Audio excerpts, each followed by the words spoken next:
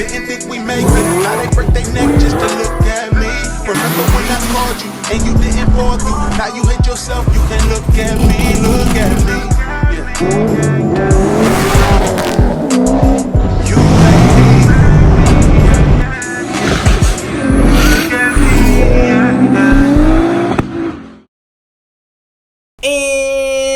And what up, what up, what up?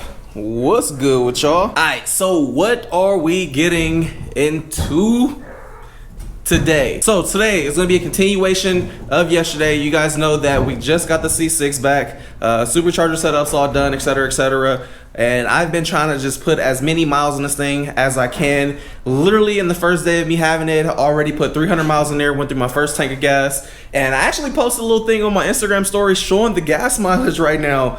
And it's looking like, since I can't get on it and the supercharged setup, it's looking like we're getting better gas mileage. It says that I'm getting 29 miles per gallon right now. And most of those miles are like kind of like freeway-ish type stuff. So man, if that's the case, I'm about, I want to say about 6 miles per gallon better than I was when I was NA. And some people were saying like, oh nah, that don't make sense, I think it's broken or blah blah blah. Well, that's not necessarily true, because anybody that knows volumetric efficiency, you guys know that supercharged setups and turbocharged setups actually get better gas mileage than naturally aspirated cars. So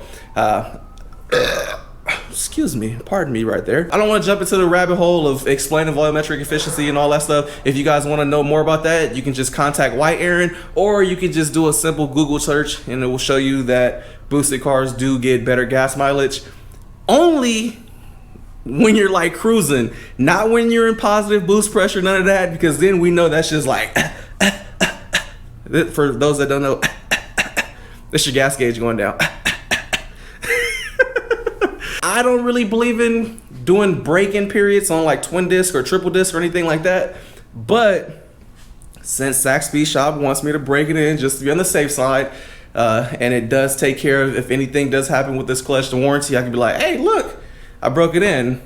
But right now with the C6, man, it's literally on like a dummy tune. They got me like all dumbed down to where I can't do nothing right now, like literally nothing. The car has probably like 10, probably not even 10 degrees of timing. It probably has like slightly less degrees of timing than that. I got a 4,500 RPM limiter, so I really can't do nothing other than kind of like cruise it to break this thing in. So with all that being said, man, let's get ready to get our day started. Take it out to C6. By the end of the day, we should have over 500 miles on here. That's gonna be my plan. 500 miles is kind of like what's recommended to break it in, anywhere from 500 to 1,000. Alex said he'd be happy with 300, but I'm already past 300, on my way to 500 miles. So that's what we're gonna be trying to get into today.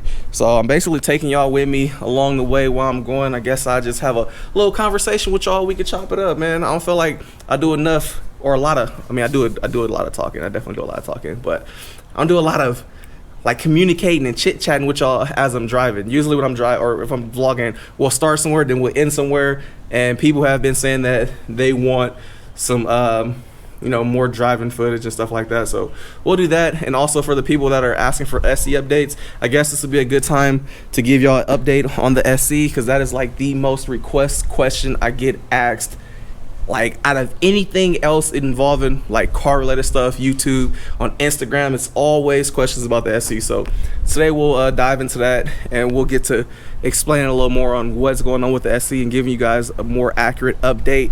That way you guys have a better idea on what's going on now. So for my FD lovers and FD people that are like, oh, you want to see more of the FD, the only reason I haven't been driving the FD is because the freaking fan decided to take a dookie. The electric fans isn't working, and I'm not sure if it's the actual fans or if it's the relay that goes to them. I haven't even bothered to check, because I really don't drive the FD like crazy. So I'm kind of just like, whatever. As far as the 300ZX goes, that's wiring. I need to figure out the wiring on that. Somebody actually offered to buy it for $25 right now. I was like, ugh. I'm like, I don't know. I love that car. Every time I say I'm gonna get rid of it, I ended up looking at it and I'm just like, I can't get rid of it.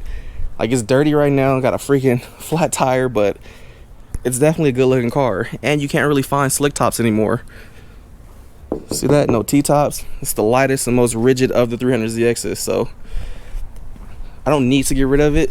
So I'm kind of just like, I just need to actually take time to mess with it, man. So that's that. As far as Nita's car go, I just ordered a clutch for her car. We're gonna be doing the a Z1 clutch for now to get this thing back on the road, and then after that I need to hit up Wire Specialties. That way I can have them start making the wire harness for her LS3 swap. Anywho, let's get y'all co-start real quick, and then we can head out.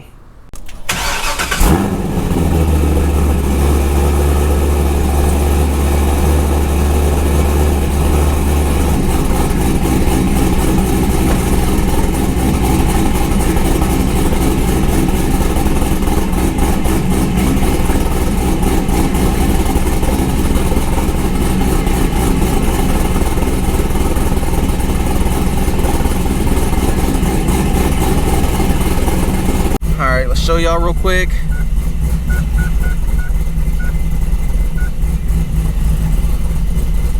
Trip currently 303 miles on here. Fuel economy 29.4. All right, so for all my people that have been asking for an FC update, let me roll these windows up for y'all. Windows up. Turn the AC on, that way we can chit chat. For all my people that have been asking for an SC update, so you guys already know the whole backstory, so I don't need to get into the whole thing with the old engine builder, etc, etc. So the reason why, or part of the reason why the SE, or the JZ I should say, has been taking a little longer, or a lot longer than it should, is simply because we cut the line, man. So the machine shop that's building my two JZ are like, they're like wild busy, man. And they had literally like a 6 month to a year waiting period to get the motor in. Ooh, look at that truck, that shit's kind of clean. So they said that they were gonna try to get me in. Dropped off the block. First thing they wanted to do was examine the heads, and they were doing this kind of like after hours as like a little side project outside of the regular normal business hours. So they were working on the JZ. The heads took, you know, quite a bit of work because they had like little fine pieces of metal from the old engine builder not properly cleaning them out when they had left sand in there, and you know, foreign metals and all that stuff. So he made sure he got all that stuff out. Then they had to check all the specs on the heads, making sure everything were good. The buckets and all that were still good to be used. Hold on, we gotta get on this freaking highway thing.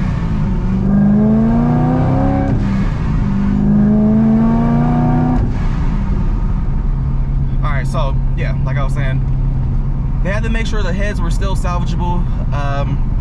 Currently the heads are pretty much done. The heads are looking like we're going to be using those again. So cool part is the heads are salvageable. They got down to the block, they started taking the block apart, and once they got to checking out the specs and measuring things, they said that the bores were slightly over. I guess you can only bore a JZ so much, and it was slightly over that bore. They said that maybe they said it was basically they said it was a gamble. They said that they didn't feel safe with it. They said that they didn't think it was gonna last. The motor wasn't properly cleaned. It still had all kind of crap. Like it was it was bad. So ended up sourcing me another JZ block, already fully machined, ready to accept the pistons and stuff that I currently have. It's already been decked. They have the torque plate. Everything's like looking like it should have been going together. And then we had the issue with the C5. Once the issue with the C5 occurred, since they're the ones that built my C5 motor, they basically had to put the JZ on hold. That way they can address the C5 stuff. So as far as that machine shop goes, they're super legit, man. I've said this before. The issue with the C5 motor, it's not like it's not a proper representation of the quality of work they did. You guys know that I dropped my Fox body off at Works Customs. They've already taken that thing down there to metal. Body work's almost done. So the Fox is gonna be getting painted within, I wanna say, the next month or so, realistically. And towards the end of this month, I'm actually supposed to be picking up the SC from Hexa Garage, and I'm gonna be taking that over to Works Customs. That way, while we're waiting for this motor, we can redo the whole body kit and everything. I'm gonna have Works redo the whole wide body. Like, we're literally chopping off all Twinkie's old work, and they're gonna be just basically redoing everything. That way, when the car is done, engine bay's all painted, the motor goes in, and we're ready to jam. It doesn't have to be like, oh, we got the motor done, the car's running, then it goes to the body shop for God knows how long. So, you know, for all my SC fans, man, like, I want the SC back just as much as y'all. Like, I promise I do. But when it comes to it, it's like, man, I can't rush the machine shop to do it.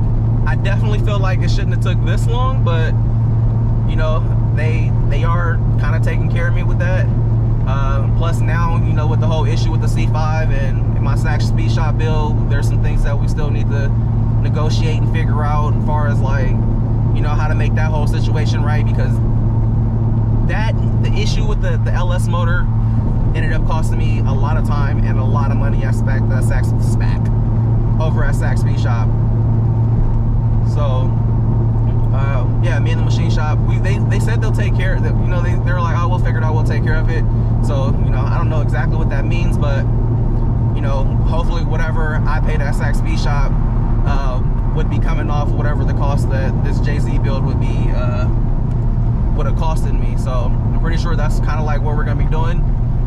But yeah, man, for my SC people, dude, I'm like trying for y'all. I want to get the car done. I want it back on the channel. Trust me, I love my JZ as much as I love all my LS cars. I know some of you guys are like, oh man, it's nothing but V8s and stuff now, like that. Like, nah, I'm still a 2JZ lover. Just so happened that, you know, these LS motors have been relatively reliable, and, you know, it's one of those things where it's like I like LS's just as much as I like JZ's now, and, you know, that's just my preference. Hopefully that gives all my SC people some peace of mind. Like, I see y'all in the comments all the time, like, what's going on with the SC? We want the SC. Like, this is the best update I can give y'all, man. Like, I'm trying, but it's just one of those things where it's not on my time, it's on the machine shop time. And even if I did, like, you know, take the JZ and send it to Real Street or Titan or whoever, more than likely whoever would be doing the motor, like, I don't think I would trust them as much as I trust the current machine shop that I'm at right now. So it's like, kind of like I gotta play the waiting game and wait. It also comes down to, this is also the machine shop that my tuner Lawrence Shipman recommends, and that's who he uses. So if I continue having this machine shop build the motor, Lawrence has no issue with remote tuning or even flying down to tune an ALC build motor. Like, he swears by that machine shop. He knows everything's gonna go good. So it also comes down to, you know, preference on what my tuner wants. And when it comes to my JZ, nobody touches that thing other than Lawrence. Lawrence is the only one that tunes my JZ. Like, I don't play that shit with that car. Lawrence Shipman is the GOAT, man. Y'all can look him up on Instagram or whatever. Like, Lawrence is the GOAT. For everybody that's been wondering about the VR30 swap 370Z, like, that's probably like the second most requested thing that I get asked about, is like, when's the 370Z coming home? What's the plan for the 370Z, etc. I know I had a lot of people mad because I said that I was almost considering, like, damn near not even really vlogging about the car and just kind of keeping it as a low-key car to myself. And people got hella mad. People were like furious, like, man, that car is gonna be so cool. Why would you keep a VR30 swapped 370Z under wraps? Like, people were genuinely mad. I was like, damn, I ain't never seen so many people genuinely mad about what somebody decides to do with their own car. Like, it was kind of funny. But people were asking about it, and I'm honestly not sure on what I want to do with that car. Part of me kind of like wanted to just keep it low key to where people didn't really know it was me while I was out in it. You know, sometimes you kind of want to just blend in sometimes. Like, as far as the VR30 is going, man, I'm not sure. Part of me wants to vlog it just because it's a cool build, but the other part of me is kind of like, want to do like this mysterious, nobody knows it's me until they actually know, or something just off social media, man. It's crazy to say that, but I have like a 50% split on people that are like, oh yeah, I get it, bro, I feel you on that. And then some people are just like, oh no, you can't be an influencer, then keep something a secret. Like, I honestly feel like as far as like being honest and YouTube and everything goes, man, I think I'm probably one of the most open people when it comes to like everything that damn near goes on with me, man. Like good, bad. I'm always open. I keep it 100 with y'all. So it's like, if I wanted to keep a car to myself and just enjoy it without having people like stopping, revving at it, taking pictures all the time, like I feel like I'm kind of like, I feel like your boy should be entitled to that, you know. But I know a lot of people want to see the VR30, so like I haven't really been messing with it. I just pulled the ECU out of it and sent that over to Z1. That way Z1 could flash me a 91 map because it's currently tuned for 93, and I didn't want to do like a E50 like split or anything. I wanted to just be 91. Like I even told you, I'm like, I don't want that car to be anything crazy. Like it makes 400 plus, cool, but I want AC, everything hooked back up in there, and I want it to just be like a street car. Like if I'm not driving my vets or something, I would really like that car to be just like the car I take to the gym, the car I drive everywhere, like something like that, you know, something simple that just blends in with the rest of the world. Also part of wanting to keep it off social media is just be like something that the police aren't familiar with that I own. I really don't know as far as the VR30 goes on which direction I'm gonna go. I know a lot of people were thinking that I was gonna do some wild stuff with it when that wasn't my plan from the gate with that car. You guys know that motor has like 3,000 miles on it, and the chassis itself only has like, the motor has like 5,000 miles, and the chassis itself has like 3,000 something. Like it's not a high mile car, and it's not a high mile motor. So I was like, man, something simple like that would just be a good, reliable car. And as far as the 370 goes, it's like I wasn't planning on doing no crazy body kit, no wide body or anything like that. It was literally just gonna be something that was like super simple, super clean, reliable, AC. Like I feel like everything that I own is kind of like kind of out there as far as build wise go. Like out of 10 cars, 9 of my cars are turboed or supercharged. Like that's a pretty crazy amount of boosted cars right there for, you know. So it's like I have 6 turbo cars and 3 supercharged cars. And yeah, you know, having something that's like, all right, it's turbo, it still makes all the right noises, but it's reliable, simple, close to stock. Like I feel like that would be cool. Like a lot of people see people on YouTube and feels like, oh, everything has to be wild, everything has to be extreme. Like, nah, man. Sometimes like having something reliable that don't break on you is definitely good as far as your health and mental goes, man. Like this should be stressful. The more I build, the more I appreciate like a reliable stock car. Like something that it's not like, this shit's overheating, I broke an axle, I broke a diff, it's grinding, this is making noise, like this is leaking. Something close to factory-ish is like nice to have. I don't know about the VR30. I gotta figure it out. I don't want the 370Z and VR people to hate me. Like I like to keep my fan base happy with with everything, but damn, sometimes you want to just be low key sometime, man. But yeah, I feel like I gave y'all the big updates on what y'all were really asking about. Hopefully I answered some of those questions for y'all, man, about the JZ and the plans for the 370Z. Right now I'm 50-50 on the VR30 setup. I'm not sure if I want to fully vlog it or if I kind of want to just keep it as like a me build. You know, for the people that were saying like, oh, you do it since you're doing YouTube, like you want to be out there in the public eye, this and that. It's like, whether I was doing YouTube or not, shit, before YouTube, before Instagram, before anything, it's like, you know, I was an actual car enthusiast. So when I'm building cars, man, I'm building the cars for my liking. I'm building the cars for things that I want to do, things that I plan on keeping, and out of the sheer love and passion of, you know, the art form of building a car. Like that's what I love to do. So, you know, having something that isn't on social media I feel like isn't disrespectful or a slap in the face to the people that wanted to see it. I feel like it's just me doing me, and, you know, keeping that to myself. Is like, and sometimes like everything doesn't have to be on, you know, on the internet or on social media for people to praise it. Like I don't need people to see my build and be like, oh my god, like I don't need the the praise from people to appreciate what I'm doing, if that makes sense. I feel like a lot of people do things and ask people what they should do because they want notoriety and they want people to respect their builds, versus people should be doing things based on what they like, things that they think are cool and stuff like that. I feel like a lot of the stuff with the internet has made people like depreciate on what they actually love, and they start leaning towards more what other people want, and that's why they do things. So I know we didn't do nothing crazy today. Wasn't a bunch of stuff going on, literally just an update for you guys because you guys have been asking about it. Damn, look at this clean ass truck. This truck is wet. I like it, I like it. Dude, with the windows down, this thing is loud. This blow-off valve is crazy loud.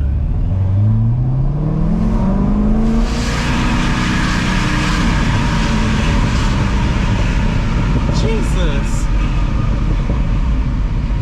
I mean, this is like one of the biggest blow-off valves you can buy for a supercharged car.